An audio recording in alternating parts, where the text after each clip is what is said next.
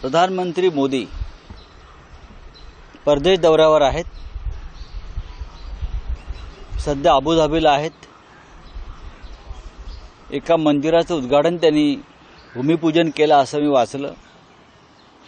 या देशामध्ये अनेक गंभीर प्रश्न निर्माण झालेले आहेत। या देशामध्ये अशांतता आणि अस्वस्थता आहे। शेतकरी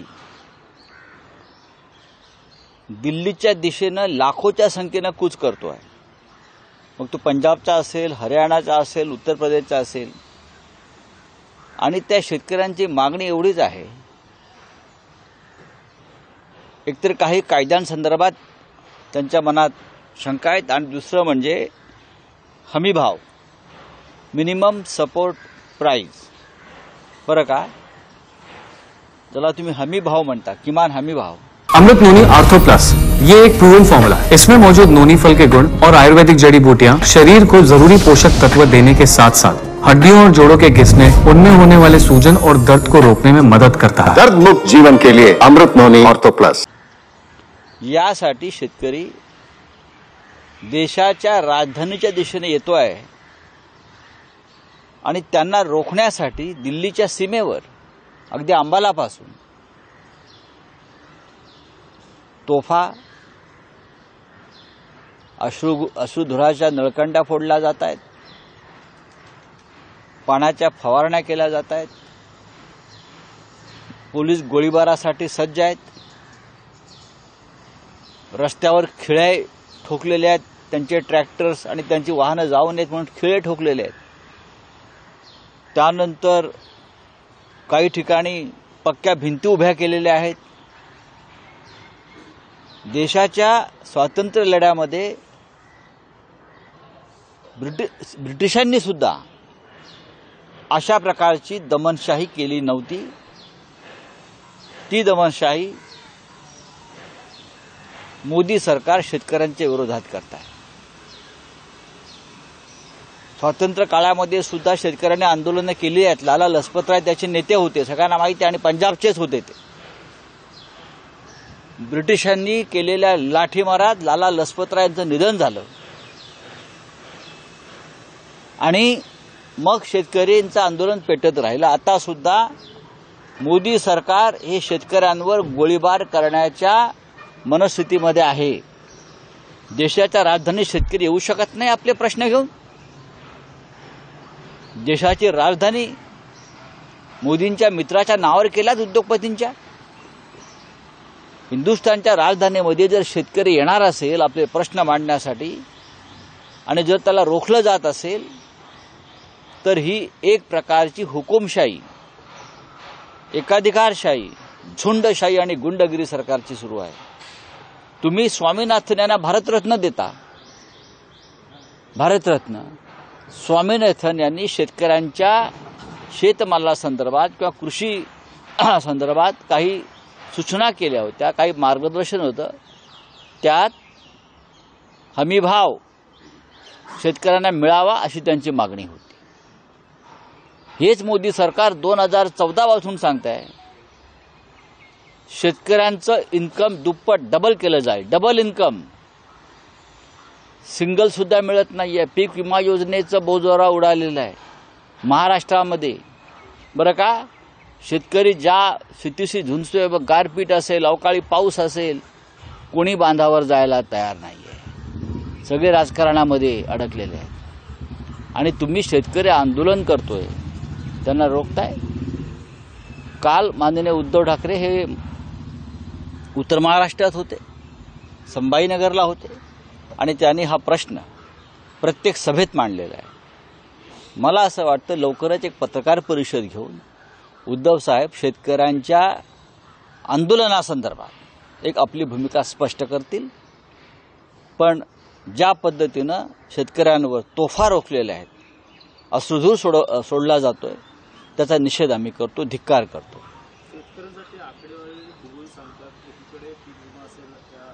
बघा फुगून काय सांगतात, भारतीय जनता पक्ष फुगलेला बेडूक आहे। हा बेडूक किती फुगला तरी बैल होणार नाही, हे प्रत्येक वेळेला आकडेच फुगवून सांगतात। शेतकऱ्यांच्या पदरात काहीही पडत नाही। शेतकरी मूर्ख आहे का? हा कष्टकरी मूर्ख आहे का? जो हजारोच्या संख्येनं लाखोच्या संख्येनं लॉंग मार्च करत चालत जीवाची पर्वा न करता दिल्लीच्या दिशेनं निघालाय. तुम्ही काय त्यांना वेडा समजताय, मूर्ख समजताय?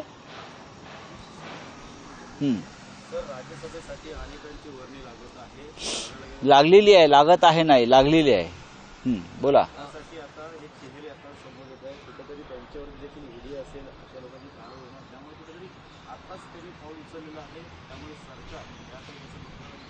काय बघणार त्याच्यामध्ये? प्रफुल्ल पटेल यांची 4.5 वर्ष शिल्लक असताना ते परत निवडणुकीला उभे राहिलेत. या देशामध्ये असं कधी घडलं नव्हतं. याचा अर्थ स्पष्ट आहे की प्रफुल्ल पटेल यांच्यावर अपात्रतेची तलवार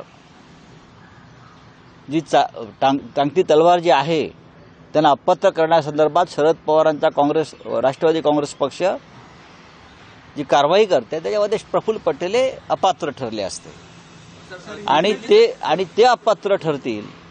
आपण अपात्र ठरू म्हणून त्यांनी अजित पवारांच्या गटातून पुन्हा एकदा राज्यसभेची उमेदवारी केली. चंद्रकांत हंडोरे यांच्या उमेदवारीचे मी स्वागत करतो. मागच्या विधान परिषद निवडणुकीत अशोक चव्हाण आणि त्यांच्या गटानं हंडोरे यांचा पराभव घडवून आणला, क्रॉस शूटिंग केलं, आता स्पष्ट झालं. त्याच्यामुळे काँग्रेस पक्षातला एक महत्वाचा दलित चेहरा निवडून त्यांना राज्यसभेवर पाठवणं हे अत्यंत महत्वाचं होतं आणि चंद्रकांत हंडोरे यांना आम्ही सगळ्यांनी पाठिंबा दिलेला आहे. दिल्ली शेतकरी आंदोलनात माओवाद्यांचा सहभाग आहे असं महाराष्ट्र. त्यानंतर भारतीय जनता पक्षाचे जे उमेदवार जाहीर झालेले आहेत त्याच्यामध्ये 3 पैकी 1 तर बाहेरचेच आहेत नेहमीप्रमाणे. म्हणजे निष्ठावंतांना सतरंजा उचलायला लावायच्या आणि बाहेरच्यांना विधान परिषदा राज्यसभा द्यायचा, ही भारतीय जनता पक्षाची परंपरा कायम आहे आणि ही परंपरा कायम राखल्याबद्दल आम्ही त्यांचं स्वागत आणि अभिनंदन करतो. आता दिल्ली शेतकरी आंदोलनामध्ये माओवाद्यांचा सहभाग आहे अशी माहिती महाराष्ट्र नक्षल विरोधी पथकाला मिळाली आहे. असे यांना अचानक अशी कशी लाखो लोक जे माओवादी आहेत का? जर मग ते माओवादी आहेत असं आपण म्हणताय, मग त्यांची मागणी काय आहे? त्यांची शेतकऱ्यांची मागणी त्यांच्या मालाला हमीभाव द्यावा आणि जे मोदी सरकारने त्यांनी जी वचनं दिलेली आहेत शेतकऱ्यांचं उत्पन्न दुप्पट करण्याची किंवा पीक योजनेसंदर्भात हमीभाव द्यावा ना. तुम्ही म्हणताय ना ते माओवादी आहेत. मागच्या आंदोलनामध्ये त्यांना अतिरेकी ठरवलं होतं, त्यांना खलिस्तानवादी ठरवलं होतं आणि आता तुम्ही त्यांना माओवादी ठरवताय. या देशामध्ये डावी चळवळ ही कष्टकऱ्यांची चळवळ आहे. तुम्ही प्रत्येक वेळेला डाव्या चळवळीला माओवादी नक्षलवादी ठरवणार असाल तर मला असं वाटतं कधीतरी या विचारांचा स्फोट होईल. स्वतः मोदींचीच गॅरंटी नाहीये. अनेक ठिकाणी मोदी गॅरंटी देत आहेत, पण उद्या लोकसभा झाल्या 2024च्या तर स्वतः मोदींची गॅरंटी निवडून येण्याची अजिबात नाही. हे याची तुम्हाला मी आत्ता माझ्या पक्षाच्या वतीने गॅरंटी देतोय आणि ती गॅरंटी नसल्यामुळेच प्रत्येक पक्षातले प्रमुख लोक फोडून कसं तरी 200 जागा मिळवाव्यात ही त्यांची भूमिका आहे. हा बोलिए.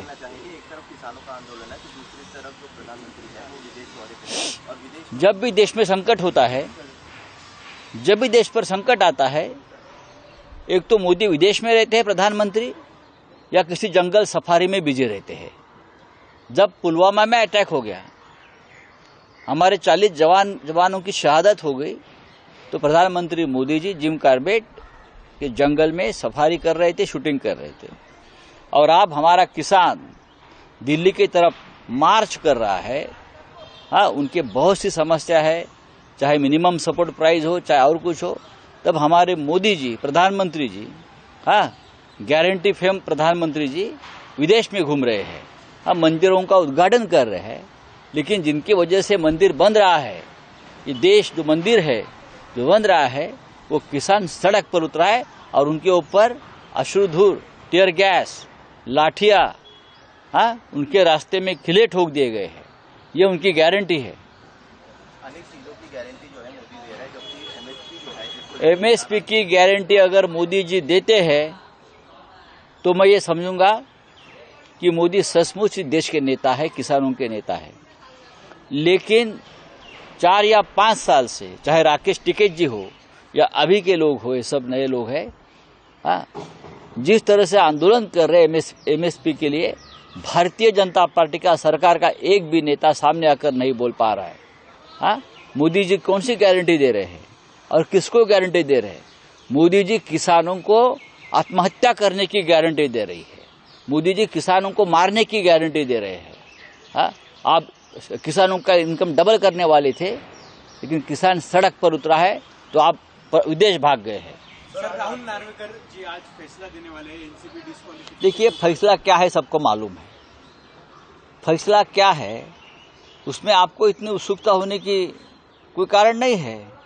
जो फैसला दिल्ली से आएगा या लंदन से आ जाएगा, किसी वकील ने बनाया हुआ फैसला, उनको सिर्फ पढ़ना है। और क्या है? और क्या है? ये क्या लोकतंत्र है क्या? लोकतंत्र को बेचकर खा रहे ये लोग। चलिए, थैंक यू।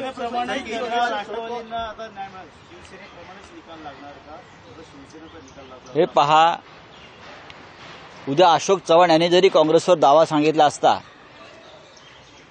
अशोक चव्हाण यांनी की मीच खरी काँग्रेस आणि मलाच हात द्या, सोनिया गांधी कोण किंवा मल्लिकार्जुन खरगे कोण, हा अशोक चव्हाणांनी दावा सांगितला असता, तरीही निकाल हा इलेक्शन कमिशन असेल, विधानसभेचे स्पीकर असतील किंवा लोकसभेचे अध्यक्ष असतील, हा निकाल त्यांच्याच बाजूने लागला असता। ही गॅरंटी आहे, मोदींची हीच गॅरंटी आहे।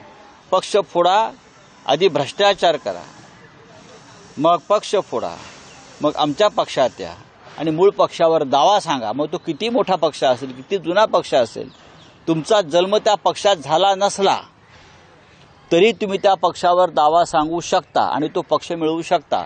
ही एकमेव मोदी गॅरंटी आहे। त्याच्यामुळे अशोक चव्हाण यांचं मी अभिनंदन करतो की शिंदे आणि अजित पवार यांच्याप्रमाणे त्यांनी काँग्रेस पक्षावर दावा सांगितला नाही। जर त्यांनी दावा सांगितला असता तर त्यांना हात चिन्ह निवडणूक आयोगाने नक्की दिलं असतं आणि इंडियन नॅशनल काँग्रेस ही अशोक चव्हाणांची, हे सुद्धा त्यांनी जाहीर केलं असतं। दिस इज मोदी गॅरंटी। थँक्यू।